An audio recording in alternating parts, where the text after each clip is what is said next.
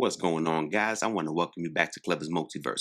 First and foremost, I want to make sure I wish everybody a happy and healthy new year 2024. I hope everything is going good for you and your family, and I hope your holiday season went as smooth as expected. Okay, enough of the cordials, now let's dive right into it. Right now, I want to talk about the top 10 worst Marvel Legend releases for 2023. And how do I know that these are the worst releases? Well, simple, because every time I saw them on the pegs in the stores and the shelves, I got the press, and I was like, damn, these guys are still here? Yeah, this is that list. So just to be clear, I don't have these guys labeled in any particular order. Number 10 is not better than number 1. Number 1 is not better than number 5. I think that all of these guys equally suck, and you should avoid all of these figures at any cost, regardless. So with that being said, let's go. Coming in at number 10, we have the MCU Kingpin. And let me tell you right now, this figure just disgusts me. I really love Vincent D'Onofrio as an actor, and I really love the Kingpin character in general. But this figure right here doesn't do him any justice. I'm going to be honest with you. I've seen this over and over again. It is currently in my Walmart right now, and I pass him. I don't even care if this figure is on clearance. This does absolutely nothing for me. It's horrible. It doesn't look like the Kingpin. It doesn't look like Vincent. This looks like a quick cash grab just because they got Echo out there in the market. I really don't care. I don't care for this figure. I don't like this figure. I don't want this figure. If you ask me, this is never going to overcome the comic-based Kingpin that we are so used to. It's just not going to do it. Now, the comic Kingpin is something to gravitate towards.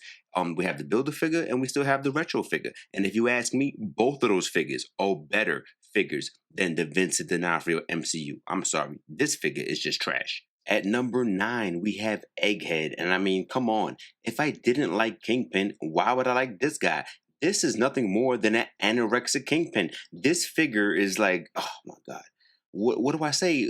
Why would I want this guy in my collection? I really don't care about what happened in the comics. This guy, you can hardly pose him. He looks very generic. He looks like an overweight Bruce Banner or an underweight Kingpin. I mean, he's not really doing it for me. The double jointed elbows look kind of cool. The gun looks kind of cool. But I'm not going to spend $30 on a figure just because he has an egghead. I mean, he's not even that important to the collection. I don't see myself picking this guy up, and he's currently in my Walmarts on clearance. I mean, why would you want this guy? I don't know. God bless you if you have him. Okay, number 8, Agatha Hawkes. Now, let me tell you something right now.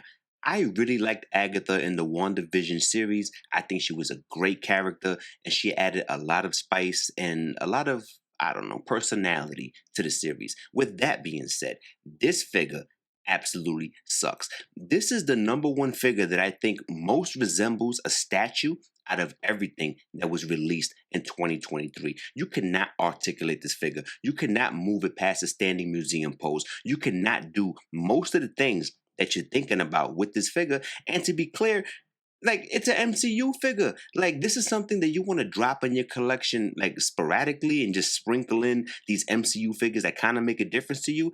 And I really wanted to do that with Agatha, but they didn't give me a chance. I mean, I'm not interested in statues. If I wanted statues, I would go for buying statues. I buy action figures because I want to pose them. Agatha Hawkes didn't make the cut. And here we are at number 7 with the Spot. I mean, okay, look. First things first, I already know this guy is not an A-list villain. He's not a B-list villain. Maybe, he's a C-list villain, depending on how you look at him. But I will tell you this much.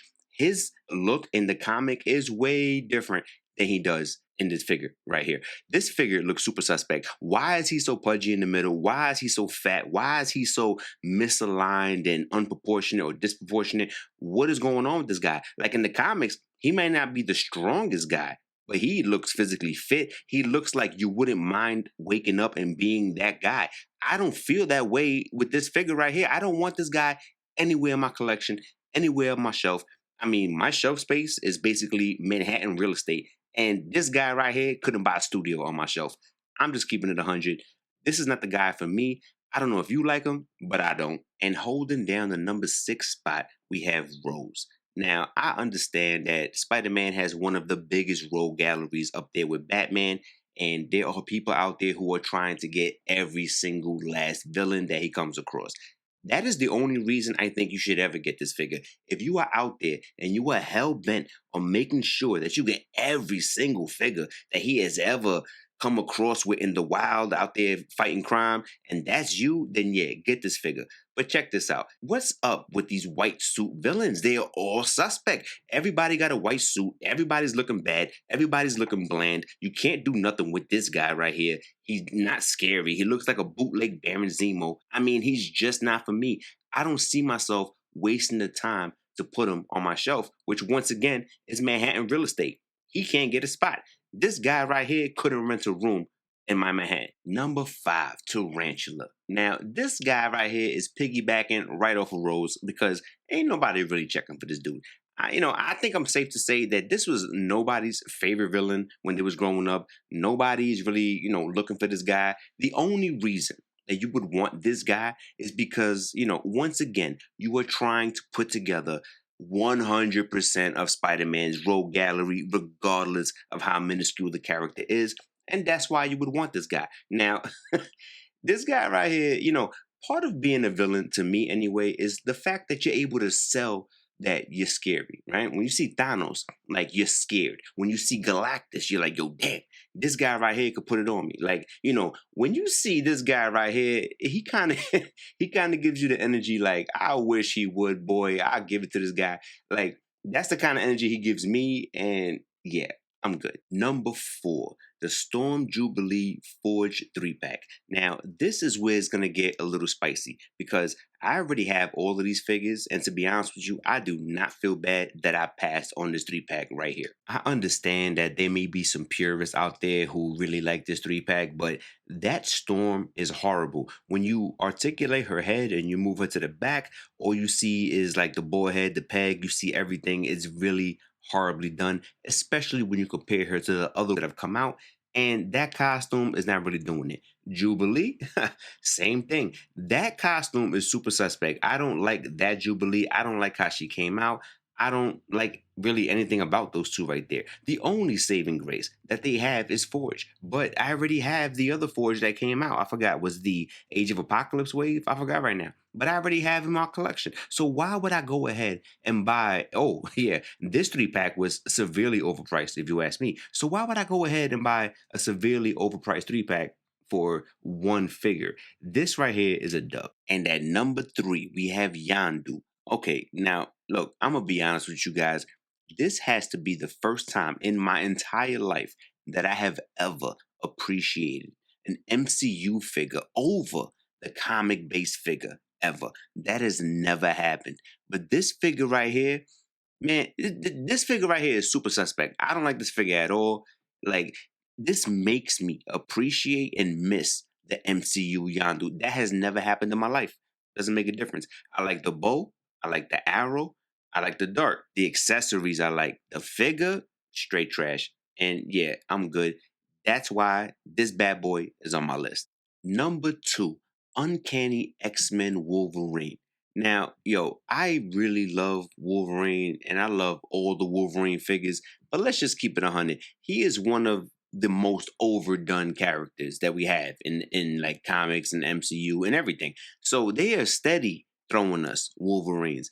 And this is one of the ones that, to be honest with you, I passed on and I have no regrets. Like, the costume is like, if you want to match all the other blue and yellows, but I don't want all the other blue and yellows. I just want certain select characters, and this is the one of the ones that I was able to pass on, like with no reservations. So, I mean, the head sculpt is trash to me. I don't know. It just doesn't do it. So I was more than happy to put this on the list. And this is number 2, Uncanny X-Men Wolverine. And finally, at number 1, we have Super Adaptoid. Now, when it comes to this figure right here, like, I would have, not minded getting this figure if it wasn't for the price tag. Now, when this figure first dropped, they wanted $69.99 for this figure right here. I was not dropping $70 for a Super Adaptoid. I'm sorry. This figure looks okay. It looks kind of cool. But for $70, nah, I'm good. So that was one of my biggest problems with the figure. But to be honest with you, even if I would have caught it on clearance for like $40, I'm still good. The color throws me off. I get it. The details kind of cool. But yeah, not really. Shelf space is a premium, and I really don't want to throw this bad boy up there. And there you have it. Those are my top 10 worst figures of 2023. I look forward to seeing you next time on Clever's Multiverse. Peace.